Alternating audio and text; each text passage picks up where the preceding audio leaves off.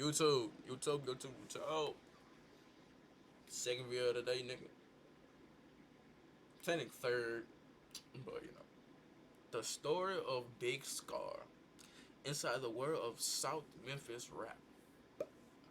Let's get into this shit, big broad. Big Scarr was a talented rapper from Memphis, Tennessee, known for his hard-hitting beats and unique style and cadence. He was a rising star in the industry, signed to Gucci Mane's 1017 Records, and gained popularity as soon as he started rapping, with hit records like Make a Play and End Zone. Tragically, his career was cut short after an accidental prescription overdose that took his life. The Memphis native made a name for himself both in his career and on the streets. He's been faced with the loss of his close associates, been involved in an accident that almost claimed his life, resulting in him gaining the name Big Scarr, and he even survived a shooting in which he was the target. It's a crazy story, so without further ado, let's go. Let's go.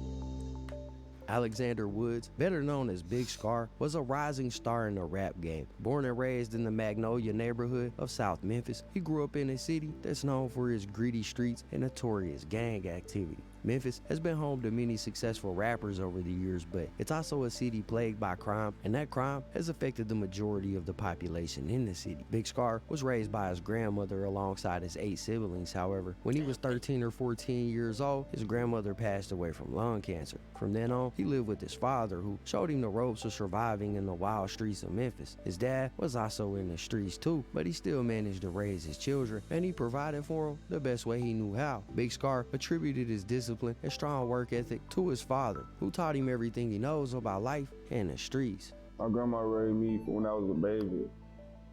I was 13, 14. She died from lung cancer. Oh, shit. Yeah. So after that, it changed my life tremendously.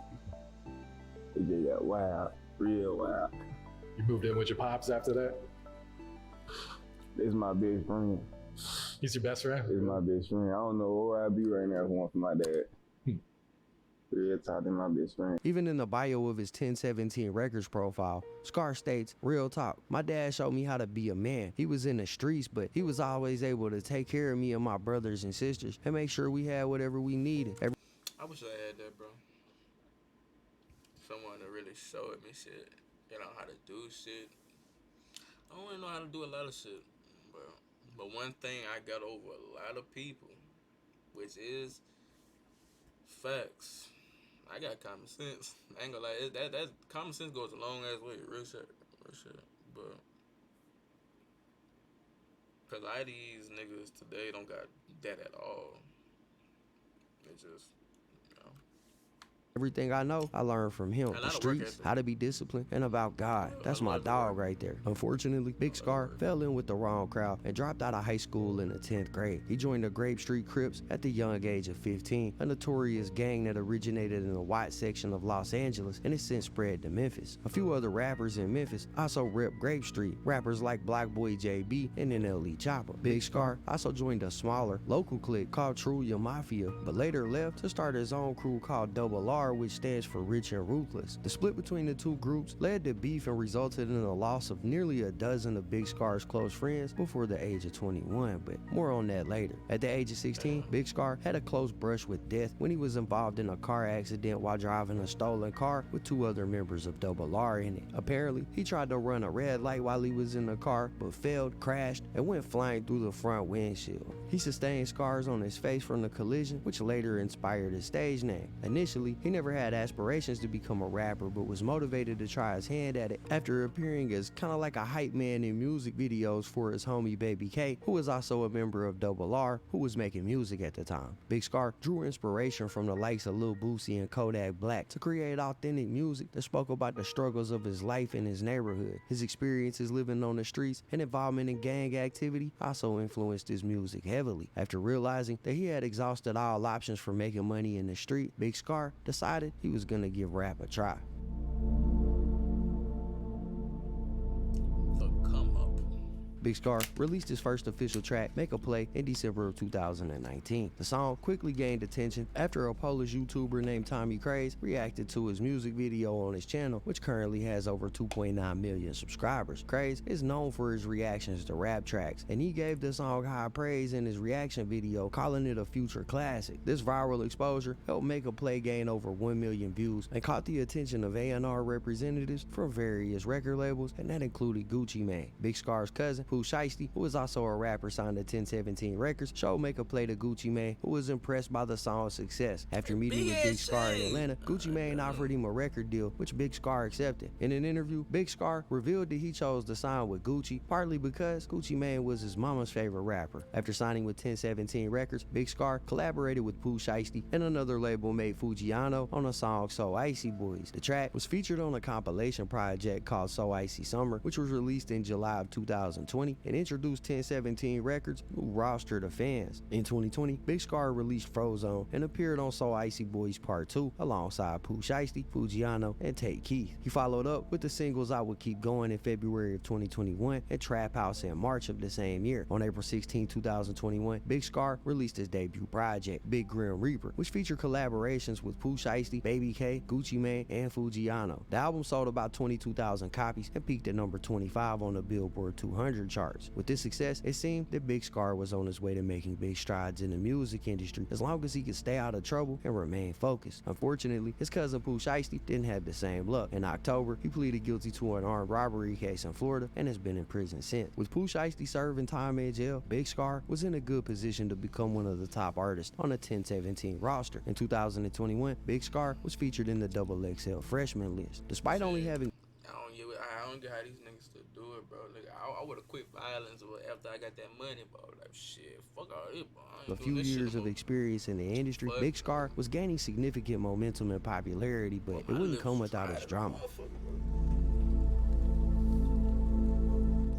After Big Scarr separated from Trula Mafia, tension escalated in Memphis with the emergence of Scarr's new crew, Double R. The conflict came to a head with the murder of Malik Holland, also known as BG. Prior to his death, BG and Trula Mafia member C-Mo engaged in a heated exchange on social media, throwing insults and disrespecting each other. Eventually, one of them began to plot to harm the other one. C-Mo was known to be a dangerous and respected member of Trula Mafia who had no qualms about using his firearm. On July 16, 2018, at around 9:30 p.m., a Trula Mafia member spotted BG driving with 3 other people in the car at a red light on Winchester Road in Hickory Hill. The Trula Mafia member got out of another vehicle and shot at BG's car multiple times, killing BG and critically injuring his front seat passenger, who survived. The other 2 occupants of the car were unharmed, but likely traumatized by the incident. BG was only 18 years old when he died, and the word on the street was that C-Mo, Carlos Lacey, and Zay, all members of Trula Mafia, were responsible for his murder. Lacey was later arrested on unrelated outstanding warrants during a traffic stop, and once he was arrested, he started confessing to the shooting of BG, but he didn't mention the involvement of C-Mo or Zay. He refused to snitch on his homies, and as a result, he was charged with first-degree murder, 3 accounts of attempted murder, aggravated assault, and possession and use of a firearm to commit a felony. Big Scarr and his crew sought revenge for BG's death, and they allegedly got it when they shot and killed Zay in retaliation. C-Mo was in juvenile detention at the time and was devastated by the loss of his right-hand man. When C-Mo was released on March 30, 2019, he expressed grief on his Twitter, saying he would spend every dime he had to bring his homie Zay back. The conflict between Trula Mafia and Double R continued to escalate, with both sides seeking revenge for the death of their respective crew members. Trula Mafia struck again when they shot and killed 23, who had been in the front seat of BG's car on the night of his death and also had been injured during the shooting. The shooting occurred while 23 was home with his father. Now, C-Mo and 2 other Trula Mafia members would be arrested for their involvement in a separate daytime shooting not long after this. According to reports, the police had witnessed shots being fired between 2 vehicles in the middle of the road, and a chase ensued, resulting in the arrest of C-Mo and his accomplices. However, to the disappointment of Double R members, C-Mo was released right after being arrested and was back on the streets. C-Mo continued to taunt his enemies, and he released a song titled Send a Hit that added fuel to the fire of the ongoing conflict. The feud between Trula Mafia and Double R persisted, with casualties happening happening on both sides. D Money and J Money, two brothers from the Jewel Mafia gang, were both killed in separate shootings. Prior to D Money's death, he and Big Scarr engaged in a social media exchange. Big Scarr referred to D Money as Fat Derek and accused him of being a police informant in a Facebook post. D Money responded by insinuating that Big Scarr was attempting to rejoin Trula Mafia, the gang from which he had previously split. Following D Money's death,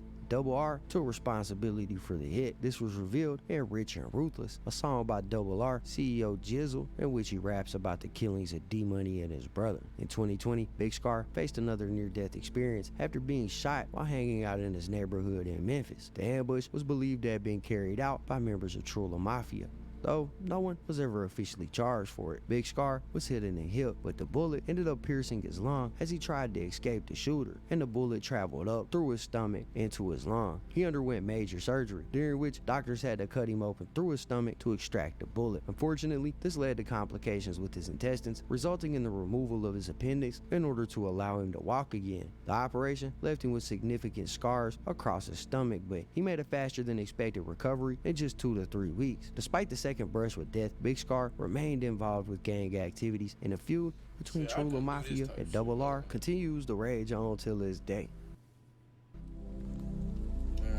I couldn't do no shit. Hell no. On December 22nd, 2022, the music industry found out it lost another rising star, as Big Scarr was reported to have passed away. Gucci Mane, the founder of 1017, confirmed the news on Instagram with a post expressing his grief over the loss of his signee, saying, "This hurt. I'ma miss you." More details emerged about Big Scarr's death, with his uncle, Arthur Woods, revealing that the rapper overdosed on prescription pills at his girlfriend's house in Memphis. Woods also spoke about Big Scarr's battle with depression following the death of his grandmother, which had taken a significant toll on him. While initial reports speculated that Big Scarr may have been shot and killed due to previous shooting incidents he was involved in, further investigation did reveal that he indeed passed away from an overdose. The news of Big Scarr's passing sent shockwaves through the music industry, with many of his fellow rappers and fans paying tribute to him on social media. Key Glock expressed his disbelief, saying, "This wicked. What the bruh?" While DJ Academics also tweeted out R.I.P. Big Scarr. Enchanting, another rapper who was signed to 1017, shared an emotional Instagram story with a picture of her hugging Big Scarr, stating that she would do anything to hug him one more time. Following it up with the story post that read, "I don't want to talk. Sorry if I don't answer. I just can't." Big 30 shared an Instagram post with a photo of them together behind the scenes at Double XL with a caption that said, "We did that."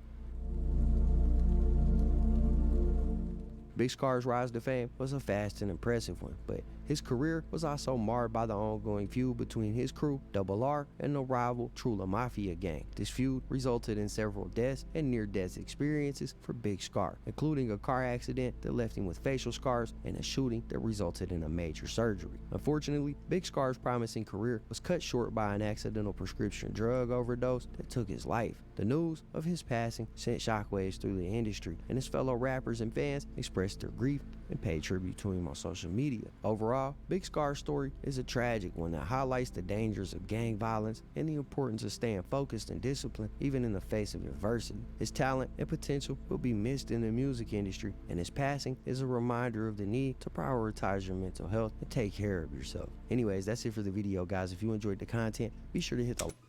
Hey man, that was a good ass fucking video, bro. But yeah, bro, I couldn't do that shit. Hell no, I could never do no. I can't do that shit. I'm too pussy for that, bro. I'm too pussy for that shit, man. But one thing I did want to say, I didn't want to say it during the video, bro. Enchanted boy, she fine as fuck. Oh my. Boy, she's so fine, bro. I didn't want to say it during the video, but bro, she's so. Oh my god, bro. She's fine as hell. But I'm gonna catch y'all niggas on another video, dude. Yeah.